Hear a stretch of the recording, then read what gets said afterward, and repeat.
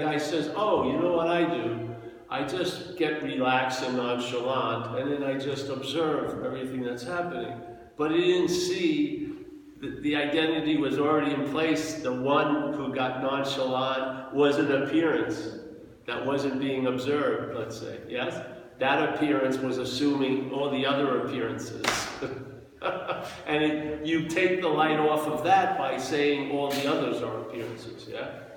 It's like the one Ramana said, this is just going to go off tonight, yeah? It's not going to be just 12 steps, right? Yeah. Yeah, I'm not going to go there that much today. I'm going to go what you'll see. Today I was at a meeting, and it was an interesting thing. The guy just picked out one little sentence, and it said that it says in Bill's story about the meetings are there. The meetings are held frequently, so people who are seeking fellowship will find it.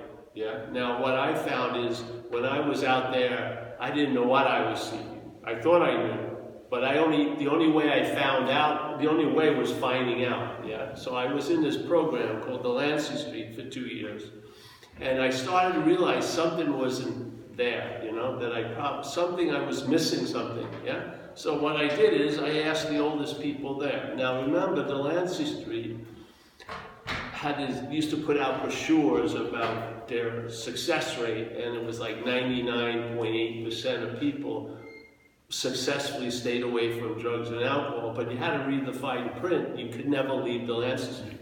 That was the requirement. If you stayed in this little institutional setting, maybe you would be able to stay sober. Yeah. So I wasn't that keen on that idea.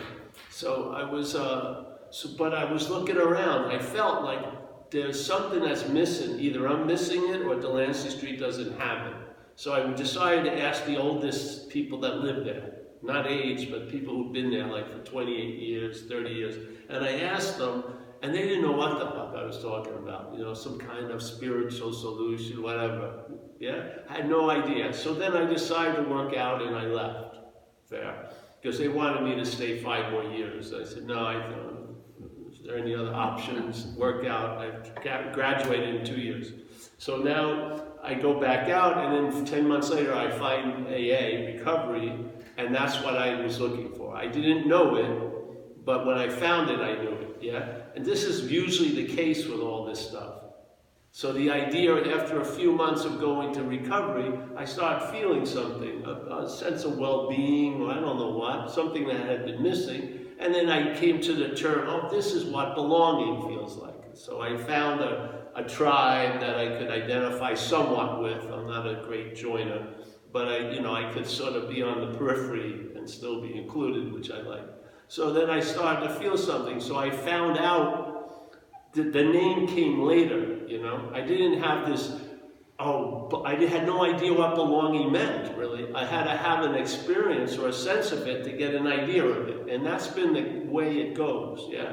So the idea of surrender, if you don't have an event that sort of brought about one, then all you can do with this is conceptualize it.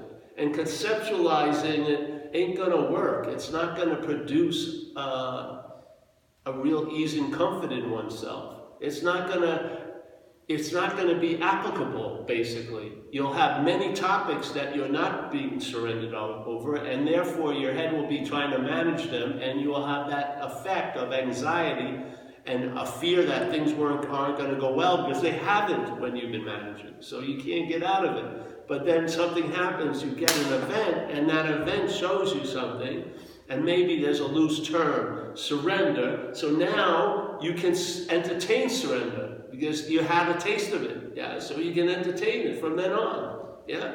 No, you don't need concepts about it. You don't need any kind of description of it. You're living it. Something happened, and you saw that you weren't managerial quality, and it opened you up to the strong possibility of there's a power that can do for you what you can't do for yourself. And then basically you just expand on what you can't do for yourself, really. More and more gets revealed on that level. But the basis was, I'm not managerial quality. Yeah.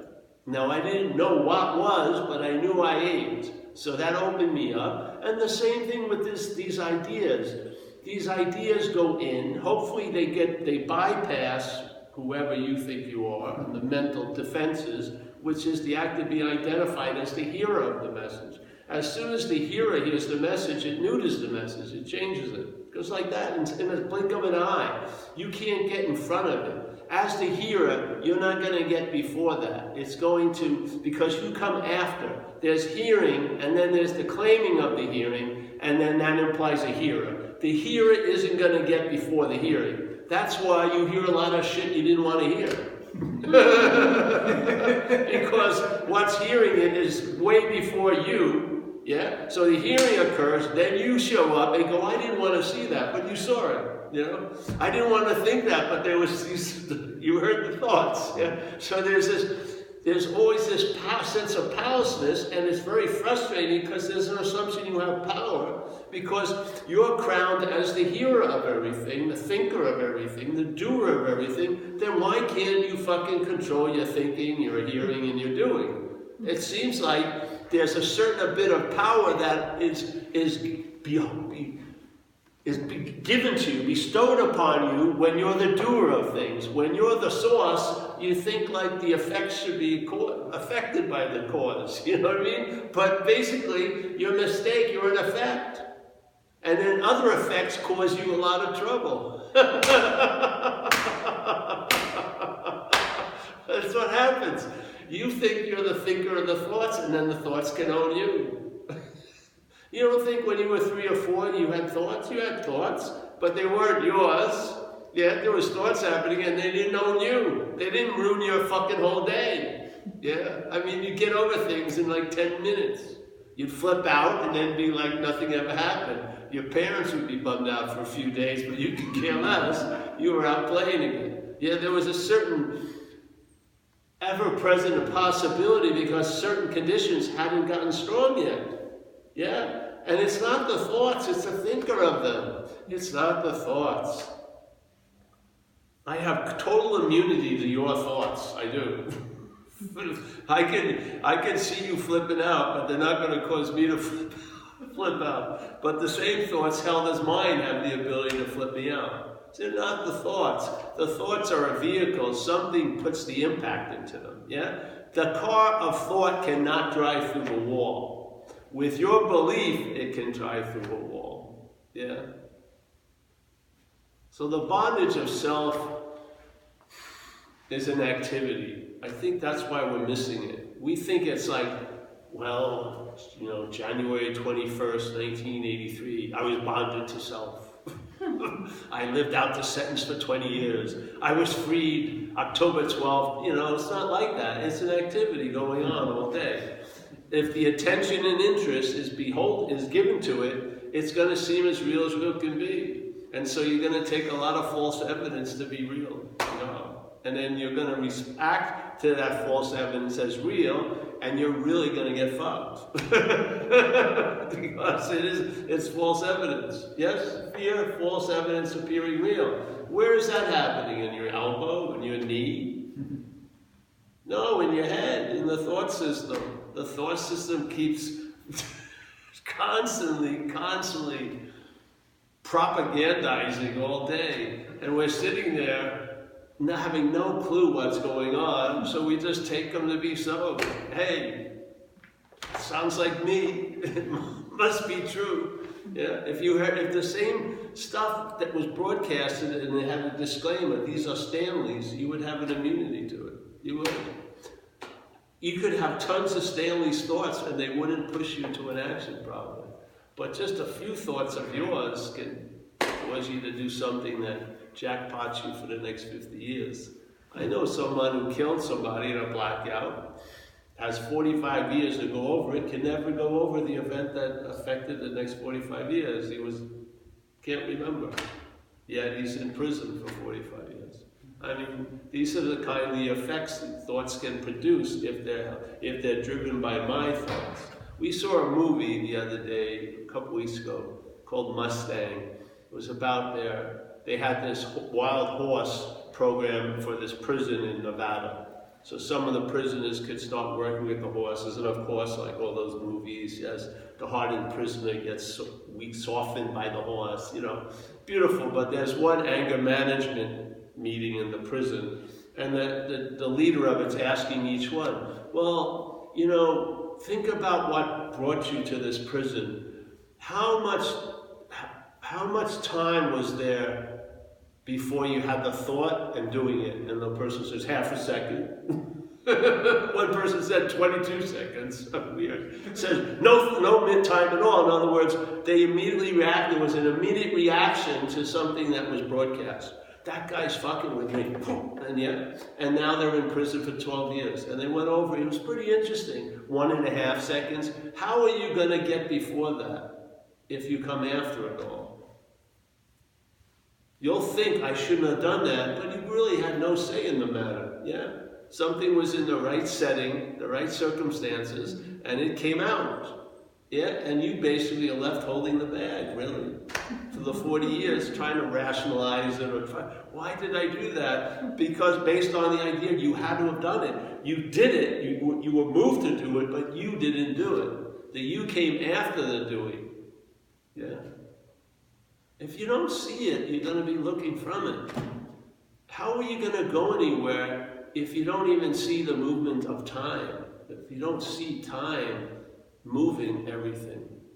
It's the magic trick. It's like, where the guy does his wand, that's the time. Time is like the magician's wand. It just says that which comes after is implied to be before. Now all the verbs have a noun before them when the noun is derived from the claiming of the verbs. The verbing, the seeing, is used by the head. I don't know what part of it, I don't even care. But there's a claiming of the seeing to imply the seer. That's what it does. There's a claiming of thoughts to imply the thinker. There's a claiming of feelings to imply the feeler. Now this is amazing, because there's going to be tons of feelings throughout the day, throughout the month. But every one of those feelings is going to be used to imply one feeler. Only one feeler being reflected by all the claiming of all the feelings. Just one feeler. So strong that even when you've had a history of addiction and you were led to recovery and you were introduced to the first step and the first statement of the first step, which is you are powerless over alcohol and drugs, let's say. Now that's like you're dancing with a gorilla and you're going to stop when the gorilla wants to stop. You don't have much say in the matter if you're an addict, if you ingest shit. You're apt to do almost anything. That's just a fact for some of us. So you're powerless. So powerless means it's sort of like,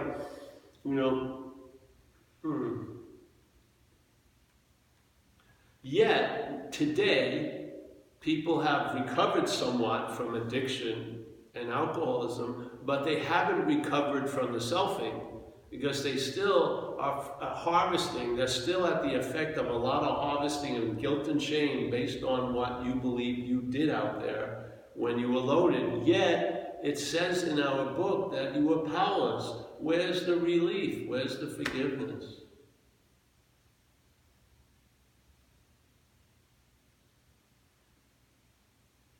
Something must be stronger that you don't know. The sense of being the doer is so strong, it will keep claiming shit it had nothing to do with.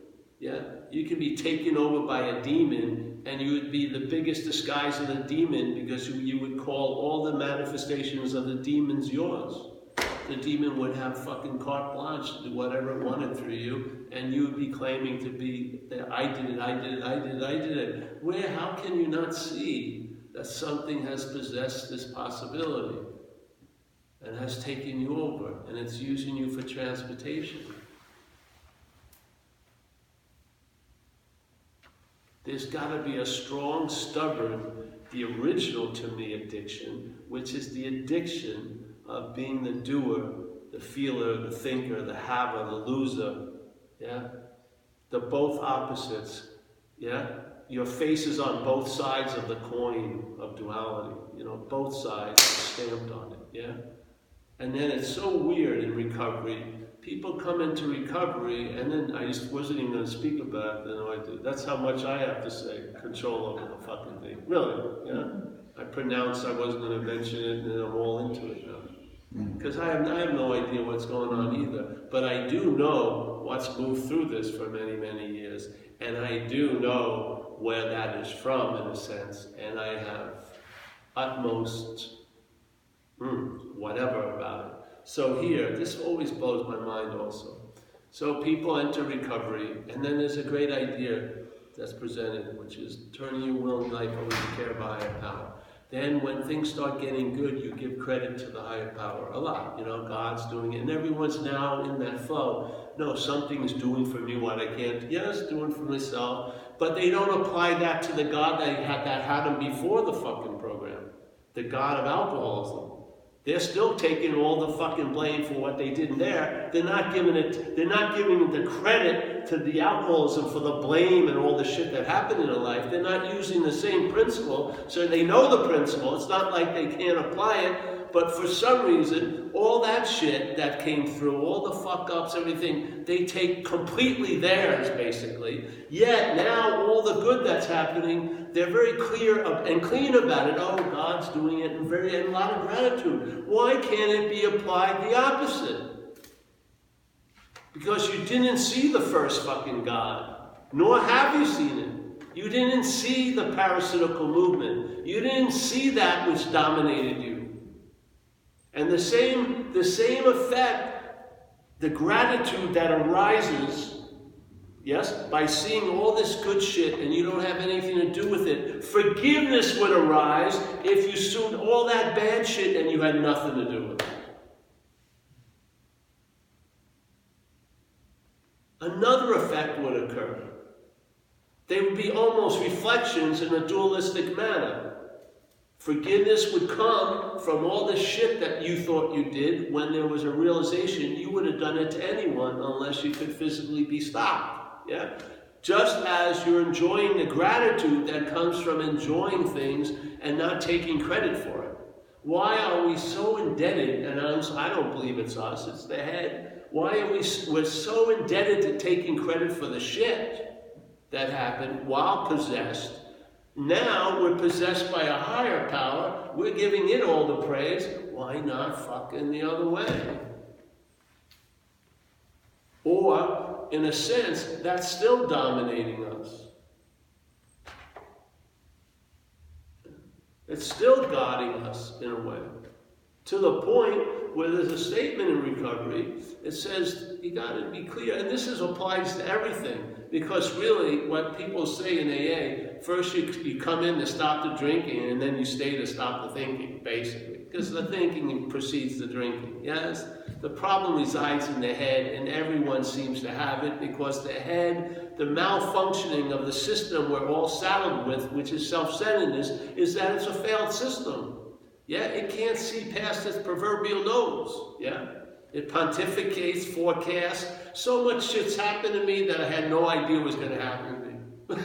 Like the second before, you're basically walking in the dark all day, and then after the fact, then it has all the information. Oh, I could have told you so. What? Oh yeah, I knew you were going to go to jail if you did that. What? Yeah. You know what I mean? It comes and piles on after the fact. So the addiction to the head, everyone has.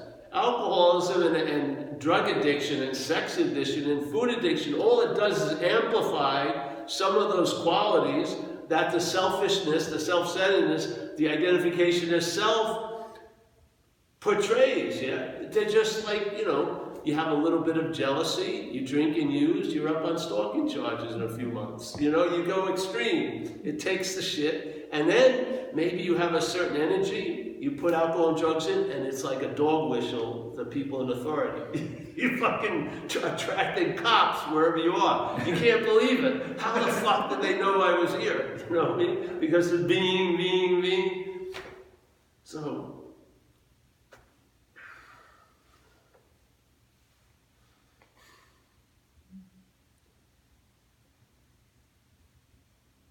you know, it was so bad that a little bit of good is more than enough. But the ceiling is way higher. Yeah, you can understand the word serenity and know peace. You can enjoy peace of mind. You can sense the conscious presence. Yes, all of those things are available at all times. They're really inherent conditions.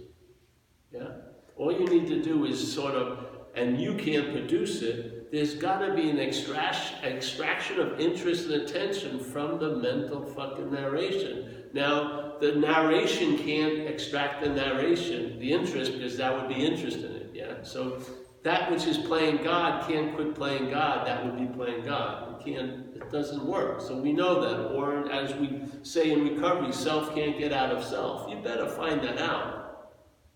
You know, self can't get out of self. So that which you're not, trying to get out of what it's not, is more of that which you're not.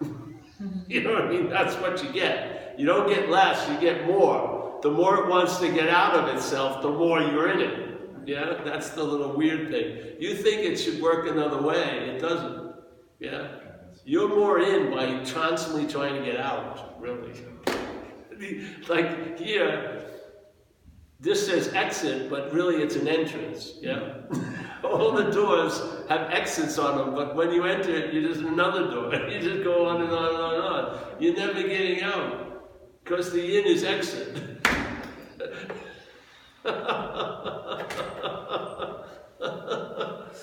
And I learned this the hard way in a way. It was a rude awakening to see to see your role in things.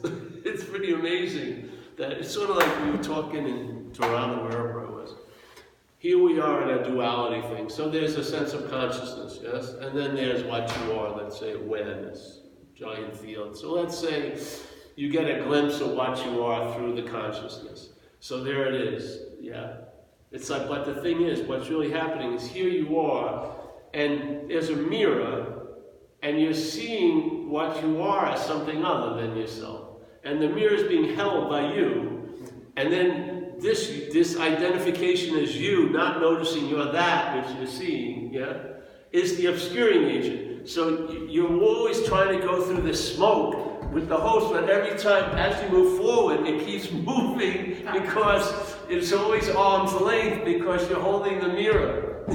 You don't realize you're using what you're looking for to find what you're looking for. I just got a glimpse. Why can't I get there? Because the getting there is the obscuring fucking agent.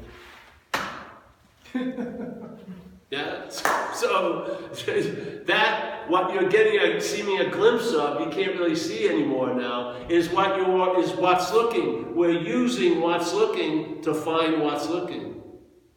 Yes. Or as a great master, Huang Po, says, you're using the Buddha to seek the Buddha. Yeah?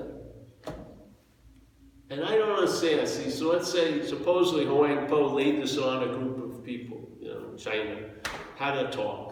And so maybe there was like 10 people there, maybe, I don't know, who knows. So let's call them Adam, Bill, Steve, Mary, Phyllis, whatever. So he's looking at Adam, Bill, Steve, Mary, Phyllis, but he doesn't see Adam, Bill, Steve, Mary, Phyllis. I'm going to try to remember the names. He sees the Buddha, yes? He sees the Buddha. He doesn't see what can be seen. He's seeing what's seen. He's not seeing the seen, yes? He's seeing, let's say, the spirit as them. Right? So then he's talking seemingly to Bill. At least Bill thinks he's talking to Bill. But the Huang Po isn't talking to Bill because he's talking to the Buddha. He sees Bill as an obscuring activity. Yeah? That's causing the Buddha to not realize that it's the Buddha. To the point that it's looking for itself as Bill, all the while being the Buddha. So there's a simple correction. He throws the message not to Bill, because Bill's probably showed up a number of times. He realizes that's not working. So he tries to throw it to the Buddha, which is everywhere, so he can't miss. And then the Buddha hears, hey, you can't use yourself to find yourself. That's clear. The Buddha goes, what? And there's a pause. Yes? And the Buddha goes, I don't know, find out what the Buddha does. You know, that's the cool thing. All you want to do is trigger that pause, so that the Buddha isn't looking for itself through Bill. Yes? It sees Bill as what it's not, and then it finds out it's the Buddha. Yeah? By seeing it's not Bill is, quote unquote, how he finds out that it's the Buddha. He doesn't find out it's the Buddha by studying it's the Buddha as Bill. Because Bill will keep thinking, I cannot fucking possibly be the Buddha because I'm Bill. You know, no matter how much I try to commit, I'm the Buddha, it's Bill chanting, yes? It's not getting through, so to speak. It seems to stop at where Bill is, and it's not bleeding through to the Buddha. But Bill's very, very fucking sincere. So he's chanting, I'm the Buddha, I'm the Buddha, I'm the Buddha, but it's reinforcing Bill, unbeknownst to Bill. Yeah? So now the message goes, no, it's not to Bill, it's to the Buddha. Now the Buddha hears it's not Bill, and basically it's true. It's not Bill. It's not like he's got to make a big leap out of Bill, it just sees it's not in Bill. And he goes, okay. Now Bill goes on, Bill's included in everything, in the dreaming, and it doesn't, but Bill's ability to obscure the Buddha is gone now. Because now the Buddha it hasn't been made into an object that Bill wants to find. It's realized that what's been looking all the time, quote unquote, as Bill, is the Buddha. And in a sense, the Buddha was using itself to find itself. It's been corrected, yes? The horse is in front of the cart, fucking something finally makes sense. Really clear sense. To the point it takes no time to make the sense. It just, and then you just see, it's almost like a leaf, a tree that can do one of those shivers. All the leaves that are, they just fall off. Yeah? And then that which you couldn't see through becomes clear. You're just like, and maybe you'll put an end to certain things that you thought were going to be your whole life story. Really, like spiritual seeking. You may put an end to that like in a second. It's mind-boggling, yeah? All those meditation pillows, you're thinking, you gotta have a garage sale. What about all these books, self-help books? I fucking can't get nothing out of them. I got nothing out of them. I want to get some money out of them now. Selling at the garage sale. All this stuff. And so something is just, it's just how I got struck sober. I got struck sober and I never drank with you since, 31 years. Never even had a strong thought or a feeling. It never fell into my circle of solution ever again. It really didn't. I couldn't have done it. I'm just reporting the effect, really. I had nothing to do with it. But I can observe it, and I can observe that something happened to the action figure. And something went in and took that radioactive isotope of urge out of it, I don't know. And then the thoughts got dialed down, and I almost feel like guilty at meetings because I haven't done much. I did very little to stay sober. I really did. I mean, I did a lot, you know, I did service and all like that, but the hard work was done in a second. I never had a strong thought or an urge. I had a lot of other dysfunctions that I had to see, because they were disguised, not well, but they were disguised by all my fucking, immediate drug addiction, and those had to be corrected, but that gnawing fucking was gone. What the hell? Do I want to just categorize it as that? Oh, there's only one miracle in my life. No, miracles are fucking possible. Like a guy said, what is it? I don't he says he relies on miracles, basically, and that's been the case in my experience, yeah.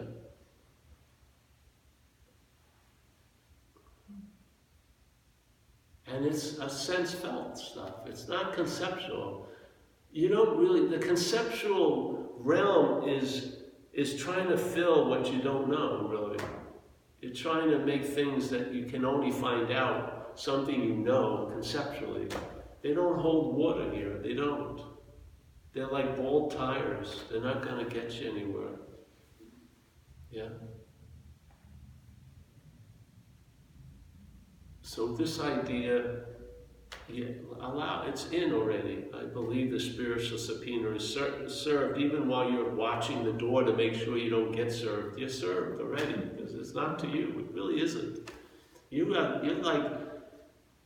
on a very small need to know point. You don't need to know much, but it's just the hearing of it, yeah? Just the hearing of it has already succeeded. And then let it cook, see what happens, yeah? And then we have tons of information. We basically have the same talk 8,000 times, really. I mean, it's sort of like I learned one note and I've just jazzed around it. My whole career is based on one theme. It's a wonderful life. And then just riffing. It's the easiest job. And one of it's going to, I truly have faith that it doesn't even have to get through. It already is there. You know that we sometimes talk about how dormant the parasite can be? Well, what you are can seem to be dormant here, but it's never gone. Yeah, it's always available at all times, right where you are, with no requirement necessary, other than the ones you believe. And a lot of life is about disbelieving the shit you believed to be between you and you, really. Yeah, because there's no requirements to be what you are. There's a lot of requirements in what you do, maybe, and what you have. If you have a house, there's requirements. If you do this sport, there's requirements. But for being, there's no requirement necessary. You are it. Yeah, you're being it now. You never not been, and you never not will be. It's just always available all the time. And then there's this activity here, which I feel is dreaming, really. It's just a little thin, little wafer-like stream of audio and visual going over a massive, brilliant, whatever. It's just this tiny little wafer of stuff. And its importance, it's like one breath, 90 years, you can, that's what you get. One breath of this impossibility.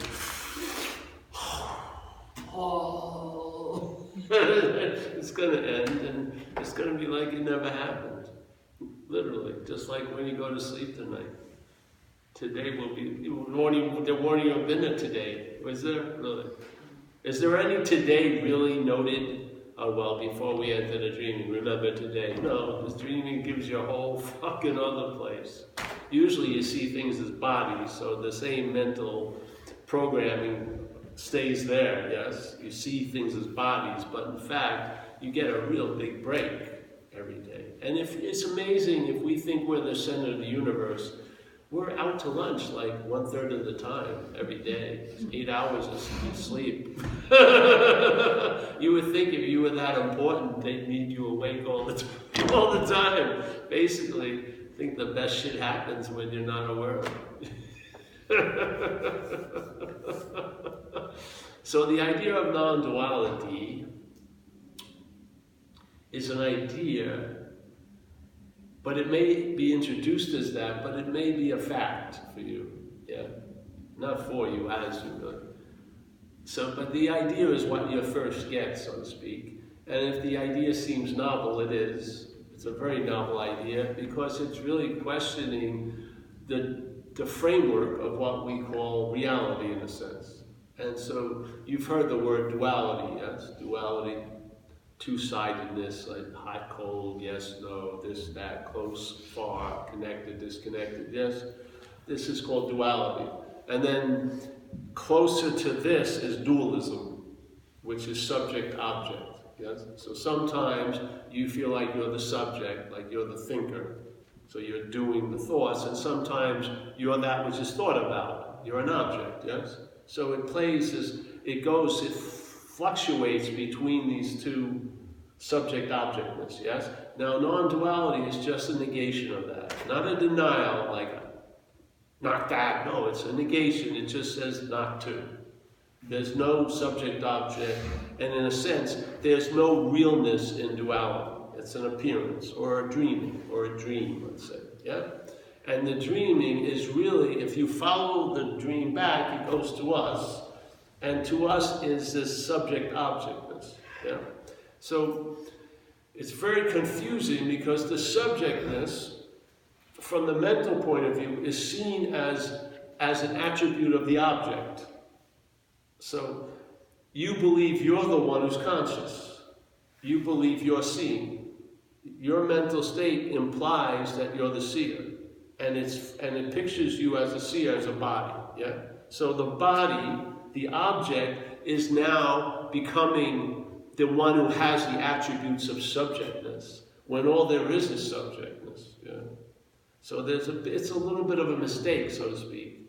So now we're looking at the object as that which is subject. To the point you're trying to become spiritual as a body, really. Yeah, that's how extreme it gets. And you must have run into this problem with, the day of sobriety is contingent on the maintenance of your spiritual condition. It's very hard to maintain a spiritual condition as a body. It seems to slough off pretty easily. You can do like a month of a retreat and then it dissipates about a day, a few hours. So the ratio isn't good. A lot of application, very little adhesion. So this point is maybe you're not a body. I'm not saying there isn't an appearance of body. I'm just that subjectness of you that's being called the body, maybe that isn't the body. That's all. Maybe not. Yeah. So then, all right. So maybe then instead of the seer, maybe I'm the seeing. Yeah. So now you feel just sort of like I spoke about it today at this meeting. You get the little glass of water from the Colorado River, and you go home and you put a little sign in Colorado River, but you've lost something. The rivering. Yeah. It's just a glass of water. The Colorado River is rivering, it's verbing. Yes, that's the juice of it. So the seer, the hearer, the feeler, the taster, toucher is sort of like bottled water. Yeah. Now the seeing, hearing, feeling, tasting, touching is living. Yeah, that's what's happening. Yeah, seeing, hearing, feeling, tasting, touching. That actually comes first, and the idea of being the seer comes after.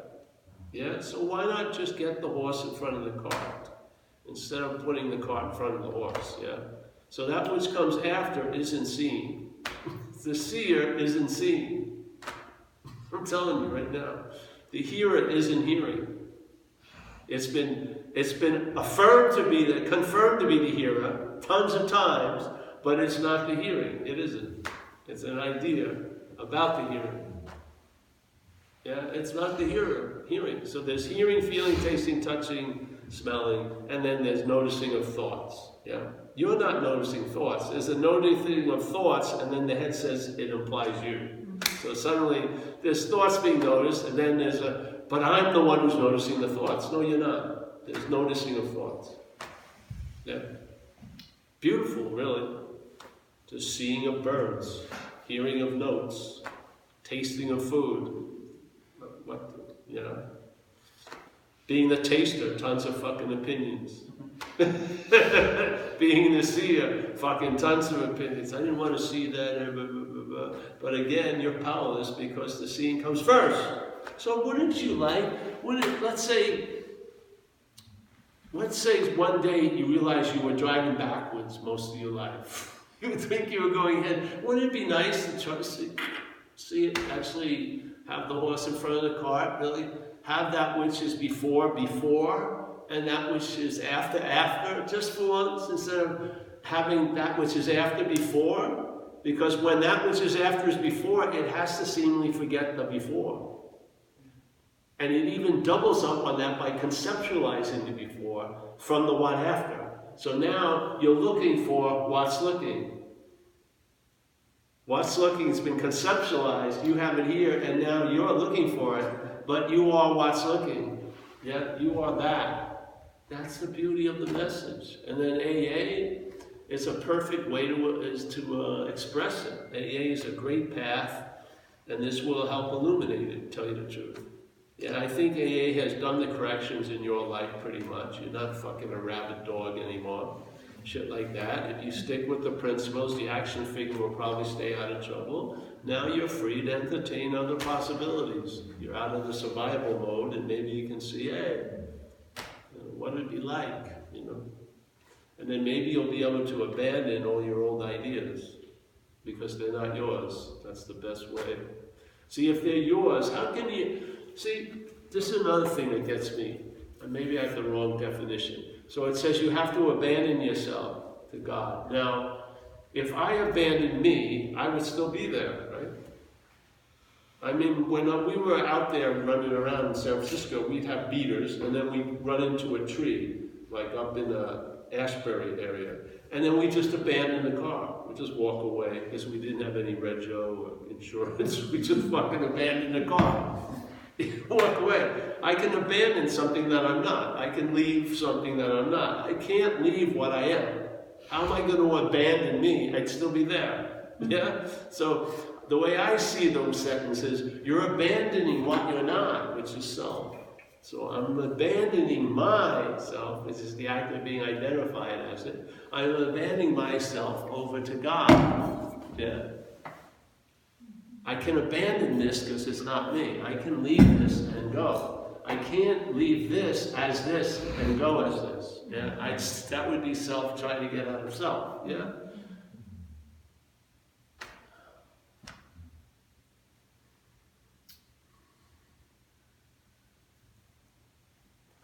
I can tell you 8 turns of the Chinese thumb torture. I can tell you. And then I can tell you the narration that will be in each one. You're getting closer, you're going to get out, just more effort. Or, who got me into... there's not an infinite amount of narrations. You can see about 7 of them, and then they're basically the same theme. The thing that's playing in your head is very small, very like a tape. It has a very small loop. It changes like settings and a couple of nouns, but it's the same thing. 20 women have left you. They all have different names, so they think they were all different experiences. It's the same fucking pattern.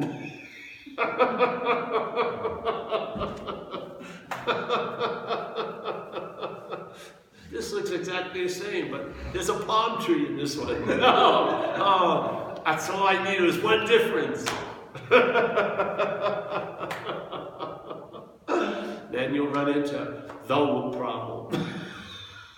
The problem is not like any other problem I ever had. I worked with a guy, he was famous for the problem. So every few months he'd have the problem. And he couldn't learn from anyone because it was so unique. No one had that, but I said, this sounds just like the 2017, the problem, and the 2016, because I worked with them for all these years, and 2015, you've had about 30 the problems. Which one is, you don't realize you're the fucking problem.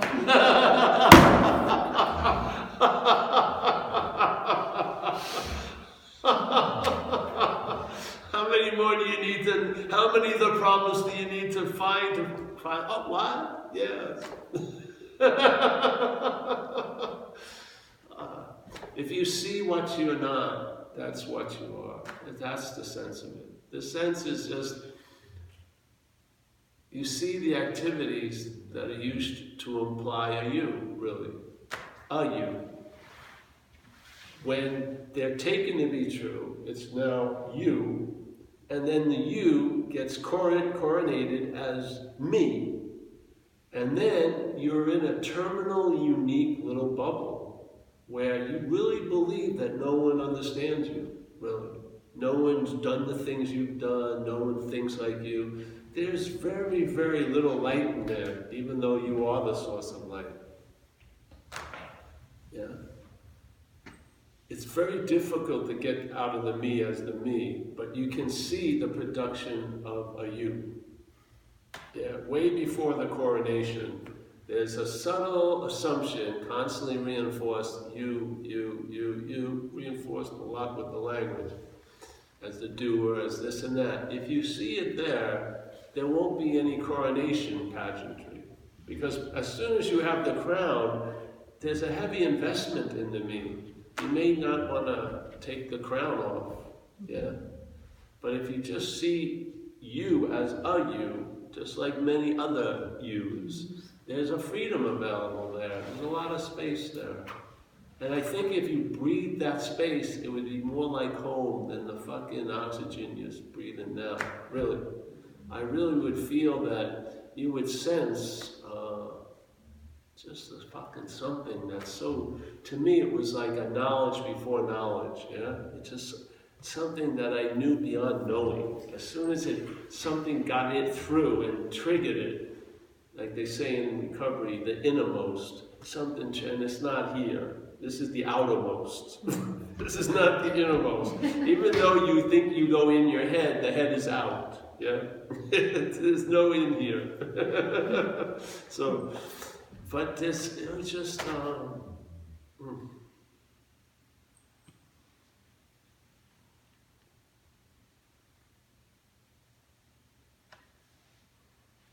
mean, what an incredible answer. That after years of observing its effects, you come to the conclusion that it's the last answer. And the last answer takes any need for any other answer away. That's a damn good answer. I hadn't run into any of them in my life. You know? I've entertained this idea, I don't know how long, and there's never been a new one. Never a radical, extreme version, or, you know, connecting it with a safari, or somehow, you know, hybriding it with something else. No, it just stands on its own. There's no bulletin, what's new in non-duality 2019. There's nothing new. It's the same invitation not to. If you find that to be interesting, let that interest take you where it will. I'm sure it's going to take you places. Maybe you'll hear it in a certain way. The ahas will occur, and the aha will have a little more traction. It won't only just come up and then be overwhelmed by time and this, but it may find traction, yeah? And you'll start traveling lighter, and you'll start traveling lighter, and you'll traveling lighter, and you won't even be interested in noticing you traveling lighter. And then you'll have a long period of time, and after that, you'll come up to the conclusion, what more do you want is this? Yeah, it's just traveling lighter.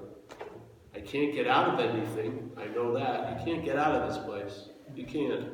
Can't transcend an imaginary place. If you're the dreaming, you can't escape the dream. If you think you've escaped it and the dream is still continuing, you're still here because you're the dreaming. You're the big honcho or honchette, whatever. You're it. Yeah. So.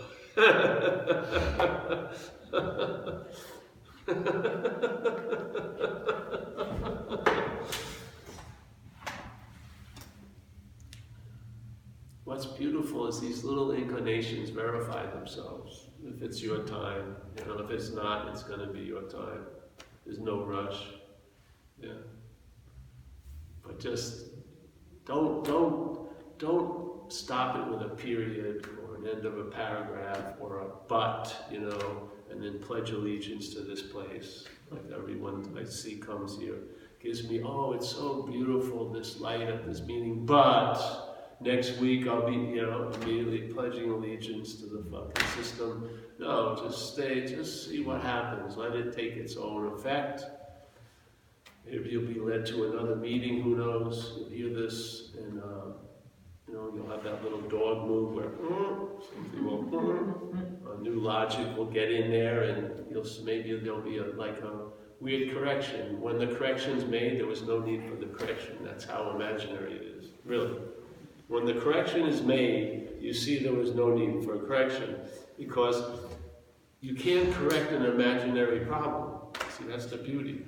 The correction tells you that, so then there's no correction. So, any questions? No?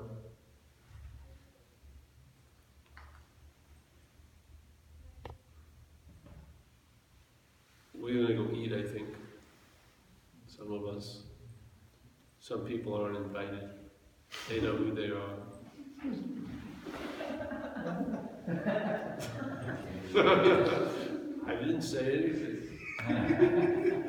So, and you know questions? You get the drift, eh? Yeah. And the AA, of course, you got an important point, the whole idea of self, you know? Yeah. Self-will, self-seeking, selfish. I mean, self is in all the seeming activities of the disease, but what's allowing it to be in all those activities? Identification as. How can something, it said, I'll just end with this sentence, we used it all the time because it was a pivotal point in me with this message, in the framing of recovery. Page 67, I think, or 64. Says, being convinced was a present tense state, yeah? So I am convinced I'm not managerial quality. Like right now, ever since that downloaded, I've never not been convinced. Just right now, I'm being convinced of what? That self manifested in various ways has defeated us. Wow. All right, so there's something called self, that word represents something, let's say. And that what's being represented has manifested in my life and has defeated me by its manifestations, yeah? So I never see the self, but I get defeated by its manifestations because I'm the self in a way. I'm the one that's breathing fire in the dragon that breathes fire on me, so to speak, yeah? So being convinced that self manifested in various ways is what has defeated us. That's it, being convinced. Are you done, really? We will now look at its, not yours, its self, common manifestations. Okay, the next paragraph, resentment. So follow the logic, resentment is a manifestation of self in one's life. So then when we're doing an inventory on resentment, why do we call them ours? Yeah, I just don't see how's it going to go if the first move is fundamentally off? Really? I mean, are you going to be a wrangler of resentments? Are you going to be able to manage fear? Fucking right? Yes, maybe. But it'll occupy you all fucking day, the managing of it. If it doesn't have you by its effects, it's going to have you by managing it. Really? I swear to God.